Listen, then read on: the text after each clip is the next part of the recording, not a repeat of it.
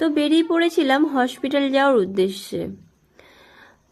Hospital কেন যাচ্ছি, কি বৃত্তান্ত, সবই এই ভিডিওতে জানাবো। আর তোমরা অনেকেই হয়তো জেনে গেছো অলরেডি, আমি যেহেতু শর্টসে তোমাদের সাথে আগেই শেয়ার করে দিয়েছি কিসের জন্য হসপিটালে যাচ্ছি।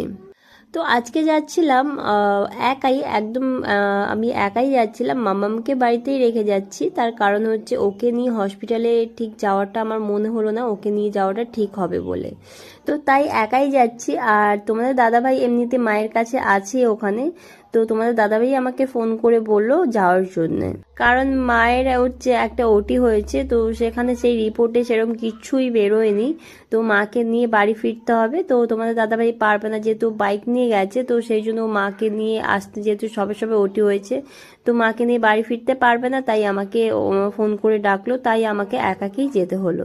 আর অলরেডি আমার দেরি হয়ে গেছিল, তার কারণ হচ্ছে এখানে ভিজিটিং আওয়ার্স ছিল তোমার 5টা থেকে 6টা, আর আমার এখানে আসতে আসতে 5:30 বেজে গেছিল।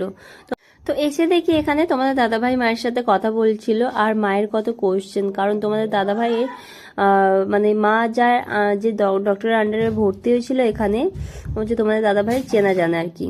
তো সেই জন্য অনেক কোয়েশ্চেন, যে এটা কেন হয়েছে, ওটা কেন হয়েছে, এইরকম আমার এই অসুবিধা হচ্ছিল, বা আমার মানে অনেক কোয়েশ্চেন আর কি তোমার দাদাভাইকে জিজ্ঞেস করছিল, যাতে ডাক্তারকে সেই কোয়েশ্চেনগুলো তোমাদের দাদাভাই করে আর জিজ্ঞেস। তো তারপর আমরা ডিসচার্জ করিয়ে নিয়ে মাকে নিচে নিয়ে চলে এসেছি, আর এখানে অপেক্ষা করছিলাম। তার কারণ হচ্ছে আমরা উবের বুক করেছিলাম, তো উবের আসতে একটু সময় লাগাচ্ছিল, তো তার জন্য আমরা এখানে অপেক্ষা করছিলাম। আর তোমাদেরকে তো বলাই হয়নি যে মায়ের কি হয়েছে, চলো তোমাদের সাথে শেয়ার করি।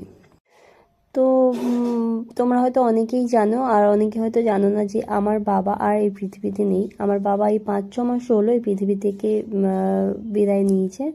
তো আমার বাবার হার্টের প্রবলেম ছিল, আর আমার বাবা যে ডক্টরকে দেখাতো সেই ডক্টরের আন্ডারে আমার মাকেও দেখানো হচ্ছে।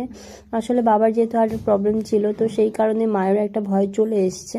মায়ের কেন, আমাদের সবারই একটা ভয় চলে এসছে। আসলে মায়ের মাঝে মধ্যেই না বুকে বাঁ সাইডটা ব্যথা ব্যথা করে, তো সেই কারণে আমরা আর কোনো রিস্ক নিইনি। তো মায়ের একটা এনজিওগ্রাফি করিয়ে নিলাম। আসলে যে ডক্টর মা বাবাকে দেখতো সেই ডক্টরকে মাকে দেখানো হয়েছে, আর ডক্টরই বললো যে একটা এনজিওগ্রাফি করে নেওয়ার জন্য।